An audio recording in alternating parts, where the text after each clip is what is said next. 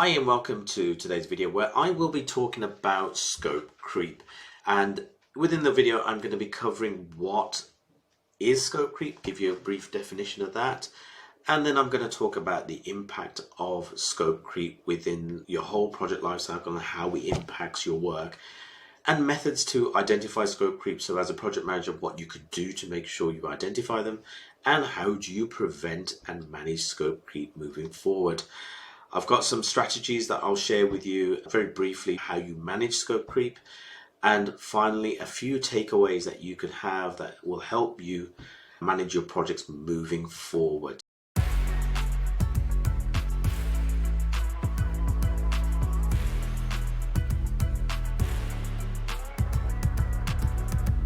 Hi, so let's understand what scope creep is. Scope creep refers to the tendency for project requirements to increase during the project lifecycle. It's called either project bloat or feature creep or scope creep. Now, scope creep is often triggered by unclear initial requirements, usually from the client end or internally, poor internal communication throughout the whole project, and usually some people not controlling changes within their project, which causes scope creep. Now, that as a definition basically sums it up. It is adding things to your project that were not initially agreed, which are then added without real control and management, which then extends the project timeline, which impacts the financials, which impacts the resource on the project and overall delivery of what you deliver, and the extended timeline is what scope creep is. Nutshell. What is the impact of scope creep? Ultimately, it could be a failure of your project. That's the worst case scenario. It doesn't always happen that way, but the key elements are it will have an impact on your time. It will delay your project. Anything you add that hasn't been agreed or hasn't been planned for will add time, and that needs to be taken into account. Secondly, it will cost money, so your budget will be impacted. And as a project manager, you need to control your time, your budget, to make sure that it stays within what's been agreed. Now, the world, as we know, doesn't stay static and things change. Next is resource strain. Now, what you'll find is that you will have a limited amount of resource that are required to do a lot more work, which then has an impact on other work streams. There is a little bit of a domino effect, which means that if you add something in, something else has to give, which delays, again, time, budget, and limits on how much your resource can do. Another one is quality. Now, your quality could be easily compromised because you're trying to slip something in and get it done, and you're not paying as much attention to it. That, in turn, could cause project failure. And that leads on to the final one, could lead to the failure to actually deliver anything of value or what was agreed scope. So what was agreed and what you get to at the end are totally different, which means, in essence, without proper agreement and approval and amendments, that you actually haven't achieved your project. So next is really, how do you identify scope creep? As I said earlier, it happens in every project. I don't think I've ever worked in a project where somebody has done scope creep, and I am guilty of it. I have made mistakes. I have said, let's take it on board, just because I felt fearful not to do it, and it has a negative impact. By identifying scope creep, you can avoid that happening. So firstly, have your regular checkpoints or audits, whatever you want to call them, and review your scope that you originally outlined against what you are now doing. Is there a variance? If there is a variance, you need to assess why and understand why, and make sure you are checking that. So you've got your baseline scope against your current scope. Are we matching? If there's a variance, you need to review. Next one is monitor your metrics. Whatever you may have metrics, no, all projects do this, is look at what your performance indicators are. Are you meeting your milestones? Are you on target? Whatever they may be, are you going to miss those? And potentially, if you're going to miss those, is it scope creep or is it something else? It could be scope creep, could help you identify, have we added features that we don't need, or do we need to remove stuff that we said we were going to do, that we agreed? Use those measures to look at your plan, and whether it matches or misaligns, you need to assess. Again, review your milestones within your plan. What are your milestones, or what have you agreed on your project scope document? What are you going to deliver? Are they still valid? That's what you need to check.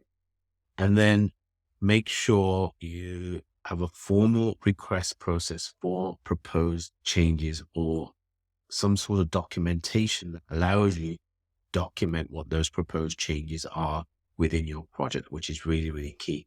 Make sure there's a requirement for change requests to be formalized. So one of the other things you as a project manager will look to do is how can you prevent scope creep? It is inevitable that scope creep will happen. It's how you prevent it and how you check it, and then how you validate it and how you manage it that is key here. So firstly, you need to make sure that you've actually developed thorough project scope statement. As part of your project, before you start off in the initiation phases, make sure you are clear, documented, approved scope. That is really important because that gives you the baseline to start from. Next is make sure you get approval of the scope statement. Make sure that the scope statement has been fully approved by senior individuals, all necessary stakeholders, so that you have agreement that this is what you are going to deliver. Next is make sure you document all your scope changes. Have some sort of process in place where you document and write down all the scope changes that are being proposed, their impact, who they've been approved by or declined by, and document that so you have some sort of record. And when you get to the end of your project, people are going to say, why didn't you do this? Why didn't you do that? You have a record that you can go back to, because I guarantee you will be questioned on certain things. Why did you delay? You can justify that. Why did you do this? You can justify that, etc. That is pot of evidence, helps you as a project manager determine why you either succeeded or why you didn't deliver a specific part or why you were delayed. Also, make sure your communication is, you do this regular, that you communicate with your stakeholders on a regular basis to go through the scope and make sure they understand what is changing. Make sure that you keep the senior stakeholders there and you get their buy-in if need be. Also, make sure that you've spoken to the people who will be doing the change to see how realistic, what's the impact, what the cost is, how long will it take, is it really needed? That's one question a lot of people don't ask. Is it really needed? And that's something I do quite often now. I've tripped over a few times, and that's why now I make it one of my things. Do we actually need the scope, and do we need to do it? And then finally is really conduct a scope verification process. So regularly view your project deliverable, match the agreed upon your scope statement. Make sure that you actually are still on track to meet your deliverables. Now, if you're not, that's something you need to go back and say, okay, well, why am I not? What's happening? What do I need to do to correct that? And you probably find that you've probably incorporated something in your project that you shouldn't have, which is now deviating from the original deliverables. If that happens, go away, speak to your stakeholders saying, look, this is where we're deviating. Does it provide better service? Does it provide worse? Whatever it may be, you may need to revert back, but you need to make sure that you are cross-referencing what you've agreed to what is actually now available to be delivered. What strategies are there that you could put in place to manage scope creep? Firstly is good project governance, having good governance in place, or you'll find a lot of people have PMOs. Whatever you have within your project environment, PMO will help you manage those changes and scope creep within your environment, and they will have a defined process of what steps you need to follow. Now, there have been organizations where there is no change control, where I've worked, and you have to make sure that you incorporate something yourself. So firstly, get some sort of change control process and have a clear process so people know what to do when they want to incorporate change, what processes, what forms, etc. they need to fill in. Make sure you've got also some change request form or scope change request form that they fill in so that they can actually make the request formally to you as project manager, which allows you to assess and understand the impact of the change, which is really key. Next is actually, you should be negotiating your project changes, understanding what those changes are, negotiate those with the right people, probably challenge them as well, I would say. Make sure that you are asking as many questions as you need to understand what that scope changes. Now, I appreciate sometimes you feel embarrassed to ask those questions, but it's the questions you don't ask are the ones that will catch you out. You just need to go out there and ask everything that's on your mind. If you're unclear, ask for clarity. Finally, you will need to adjust your project plan. That's something you must always do when you incorporate a change. What is the impact of that change, and how much time will it take to extend the project?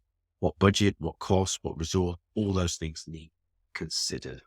So finally, a few takeaways from my personal experience of things I would suggest you do as a project manager so that you can manage scope creep. Firstly, one of the things you do as a project manager is really stand your ground. Be fair about resisting change and questioning people.